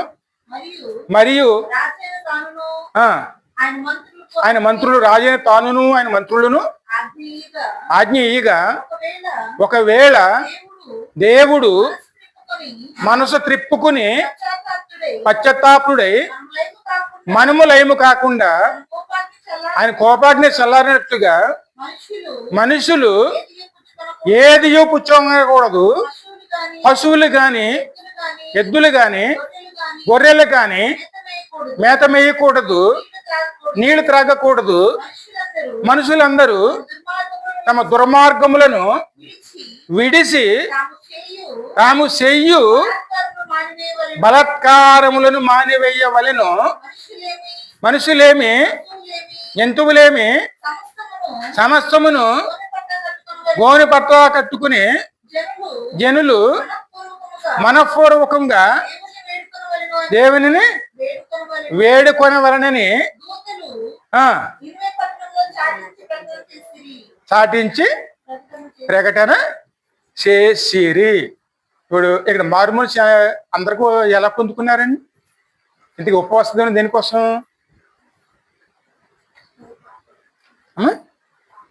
మన ఇంటి పరిస్థితి చక్కబడాలంటే దేవుని వినయముతో మనం ఆయన బతుమాలి మనం చక్కబరుచుకున్న వారు తెలియక మునుపు చేసాం. మనం ఏమిటో తెలియదు, దేవుడు అంటే విలువ తెలియదు మనకు. అప్పుడు ఆయన ఏమిటో తెలిసింది. తెలిసిన వెంటనే మనం ఆయన వైపు ఎలా తిరగాలి? మనం నేను అన్న దాన్ని విడిచిపెట్టేయాలండి. గోను పట్ట అంటే ఏమిటి? నేను అన్న స్వభావాన్ని విడిచిపెట్టేసి దేనత్వంతో మనం దేవుని వైపు తిరిగేమనుకోండి, మన ఇంటిని చక్కపరచడానికి పరిశుద్ధాత్ముడు క్రియలు చేయటం మొదలు పెడతారండి. రాజైనా సరే, కింద పనివాడైనా సరే, అందరు కలిసి ఏకమనసు ఏం చేశారండి? గోను పట్ట అండి. అందరు బూడిదలో కూర్చున్నారు, దేవుని వైపు తిరిగారు. కానీ సేవకుడు అనుకుంటున్నాడంట దూరంగా వెళ్ళి కూర్చుని చూస్తే దేవుడు ఏం చేయబోతున్నాడా అని. వాళ్ళు పాపం చేశారే, నశించిపోతారు అని మాట్లాడే వాళ్ళు చాలా మంది ఉన్నారండి. ఏం చేయబోతున్నాడో చూద్దామని చెప్పి ఆ సేవకుడు ఎక్కడికి వెళ్ళి కూర్చున్నాడు? దూరంగా కూర్చున్నాడు. అక్కడ ఆనం మొక్క మొలిచింది. ఆ ఎండకి అందులో కూర్చున్నాడు కాబట్టి ఆనం మొక్క మొలిచింది. అది పెరిగింది, నీడనిచ్చింది. పందిరి వేయబడింది, నీడనిచ్చింది. ఇందులోనూ ఇక్కడ గాలిపు కొట్టింది, ఎండిపోయింది. అప్పుడు వడదెబ్బ తగిలింది అని అనుకుంటున్నాడంట. నేను దేవుడు పని చేస్తానికి వస్తే ఈ ఎండేటి నాకు, ఈ శ్రమలేంటి, ఈ చనిపోవటం మంచిది అని చెప్పి దానిలో దాన్ని మునుక్కోవటం మొదలుపెట్టాడు. అప్పుడు యెహోవా మాట్లాడతారండి, ఈ చెట్టు విషయంలో విచారపడుచున్నావే, నువ్వు వెయ్యని విత్తనం వేయని ఈ చెట్టు విషయంలో ఇంత విచారపడుతున్నావే. 120,000 కంటే ఎక్కువైన 120,000 మంది కన్నా ఎక్కువైనటువంటి వేదములు ఎరగని జనములు, కుడి ఎడములు ఎరగని జనములు, బహు పశువులు గల నినివే మహాపుర విషయములో నేను విచారపడవద్దా? నేను ఎంత విచారపడాలి అని యోనాతో సెలవిచ్చును. అంటే దేవుడు మన గురించి ఏ విధంగా ఆలోచిస్తున్నారు? ఇప్పుడు పరిశుద్ధాత్ముడు మనలో ఎలా పనిచేస్తున్నారు? ఎందుకోసం పనిచేస్తున్నారు? మనం నశించిపోయే స్థితిలో ఉన్నామండి. మన పరలోకం వెళ్తే సిద్ధపరుస్తున్నారు, ఆయన యోగ్యులుగా మారుస్తున్నారు. అందుకోసం అవమానాలు ఆయన కాసి ఎదుర్కొంటున్నారండి. ఎందుకంటే ఒకసారి మనం ధిక్కరిస్తాం, మన ఇష్టానుసారంగా ప్రవర్తిస్తాం. ఆయన తండ్రిగా ఉన్నారు, కానీ ఇంకొకరిని తీసుకొచ్చి ఆయన స్థానంలో పెడతాం. మనం అవన్నీ ఎవరు భరిస్తున్నారు? ఆయన స్థానాన్ని ఏం చేస్తాం? మనం అవమానపరుస్తామండి. ఎందుక తండ్రి, ఆయన తండ్రి అని. అవన్నీ ఎవరు భరిస్తున్నారండి? ఆయన నాశనాన్ని కోరుకోరండి. ఆయన ఎలాగైనా రక్షించి పరలోకానికి మరి తీసుకెళ్లాలని చూస్తారు. కానీ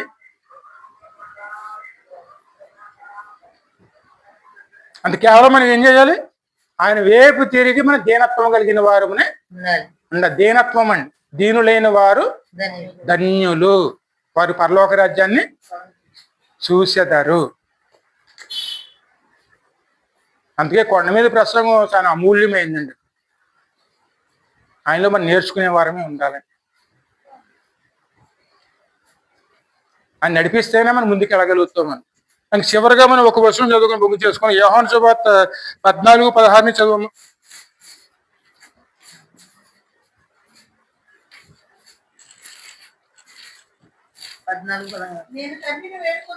నేను తండ్రిని వేడుకొందును నీ యొద్ద ఎల్లప్పుడూ ఉండుటకై ఆయన వేరొక ఆదరణకర్తను అనగా సత్య స్వరూపియగు ఆత్మను మీకు అనుగ్రహించును. హల్లెలూయా. ఎందుకు పరిశుద్ధాత్ముడు ఉండి వెళ్ళిపోవడానికి వచ్చారా, ఎల్లప్పుడు ఉండటానికి వచ్చారా?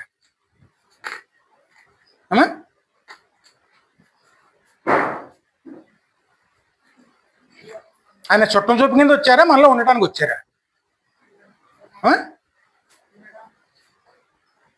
ఆయన ఉండడం వల్ల మన మేలు జరుగుతుందా లేదా? మరి ఆయన ఉన్నప్పుడు మన ఇల్లు ఎలా ఉండాలి?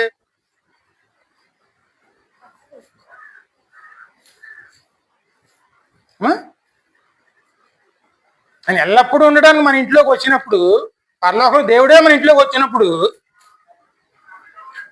ఆ ఇల్లు ఎలా ఉండాలి?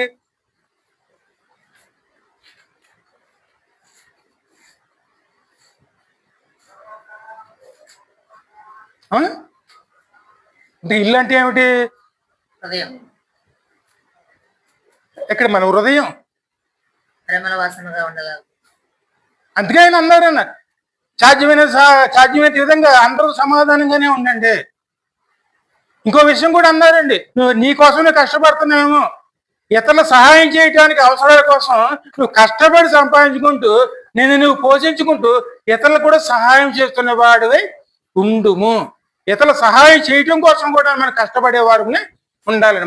మన కష్టం మనకే కాదండి, మన తోటి వారి కోసం కూడా మనం ఆలోచించేవారునే ఉండాలి. ఎందుకంటే మనలో ఉన్నవారు ఎవరండి? పరిశుద్ధాత్ముడు. ఆయన ఎల్లప్పుడూ మనలోనే ఉంటారు. ఆయన సమాధానం ఎక్కడ ఉండాలి? మనలో ఉండాలండి. ఈ లోకం ఉన్న విధంగా కాదండి. లోకం ఉన్న విధంగా ఎలాగుంటే అత్త కోళ్ళ పడదు, అమ్మ కూతురికి పడదు, అలా ఇంట్లో వారు ఒకరికంటూ ఒకళ్ళు పడదు. ఈరోజు వీళ్ళతో బాగుంటాం, రేపు పొద్దున వీళ్ళతో ఎలా ఉంటామో మనకే తెలియదు. అది లోకరీతి అండి. అది అలా ఉండకూడదు. మన పరిమళ సువాసన కింద మనం ఏ సమయంలో అయినా సరే ఆయన మనలో సంతోషపడే విధంగా, మనం ఆయనలో సంతోషపడే విధంగాను ఈ లోకాన్ని దాటేవారునే ఉండాలి. అది దేవుని చిత్తం అండి. అందుకే ధన్యుల కింద ఎవరిని పెట్టారండి ఇక్కడ? ఆత్మ విషయంలో దీనులైన ధన్యులు, వారి పరలోక రాజ్యాన్ని వారిది. దుఃఖపడి వారు ధన్యులు, వారు ఓదార్చబడుదురు. హల్లెలూయా. ఈ రెండు కూడా మనకి నిత్యము జరుగుతాయి. తగిన విధంగా దేవుని వద్ద ఓదార్పు వస్తుంది అని మనం నిలబెడతారు, నడిపిస్తారు. అదే విధంగాను దేవుని ఆత్మ నడిపింపు మనకి ఎల్లప్పుడూ ఉండే విధంగానే ఆయన మీ వద్దకు పంపించబడుతున్నారు. ఇందాక యోహాను చదివారు కదా మీరు. ఇంకా ముందు చదువు 15వ వచనం కూడా చదువు, 16వ వచనం కూడా. మీరు నన్ను ప్రేమించిన ఎడల ఆజ్ఞను గైకొందురు,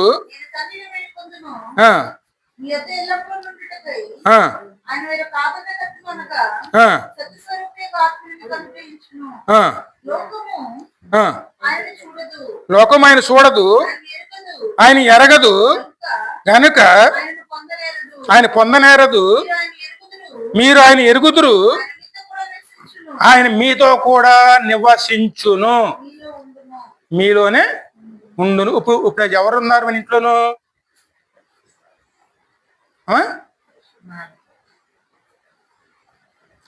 పరిశుద్ధాత్మ నమ్ముతున్న వారి చేతికి ఎత్తండి. అని ఉన్నారు కదా. ఇప్పుడు నువ్వు ఒంటరి వారవా లేకపోతే ఆయనతో ఉన్నవారు? ఆయనతో ఉన్నవారు. కాబట్టి మన ఆలోచన, మన దృష్టి అంతా కూడా ఎవరి మీద ఉండాలి? ఆయన వైపే. ఆయన వైపేనే అని ఉన్నారనుకోండి, ఖచ్చితంగా అది శాంతి నివాసం కింద మారుతుంది. ఆయన నడిపింపులోకే మనం వెళతాం. మన అవసరాలు తీర్చేవారుగా ఉన్నారండి. ఈ లోకం దాటేటప్పుడు ప్రతి అవసరత కూడాను దేవుని ద్వారా కూడా సమకూర్చబడతాయి. దేవుడే చూసుకుంటారే. చిన్న అనుభవం చూడండి. పేతురు ఆ రోజు సముద్రంలో ఒక మాట అడిగాడు, అది నీవే అయితే నీవు నడిచిన విధంగా నేను కూడా నడుస్తాను. అలా నువ్వు నడుస్తున్నావు కదా, నువ్వు నడుచుంటే నన్ను కూడా నడిపించగలవు నువ్వు అన్నాడు. సరే నువ్వు అనుకున్నట్టుగా నడవమన్నాడు.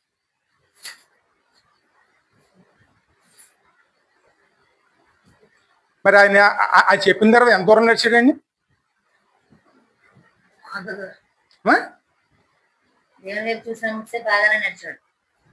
నడిచేను అని మాట ఉందండి. ఎప్పుడైతే లోకం వైపు చూసారో దైవం గాలి వైపు చూసి, గాలి వైపు చూసి వెంటనే మునిగిపోవటం మొదలుపెట్టాడు.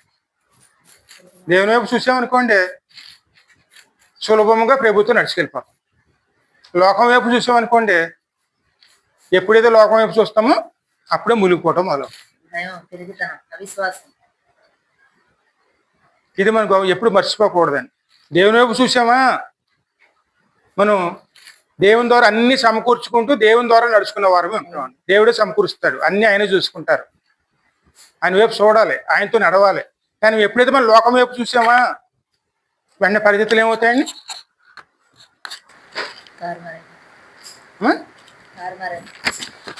అది మనం గమనించాలండి.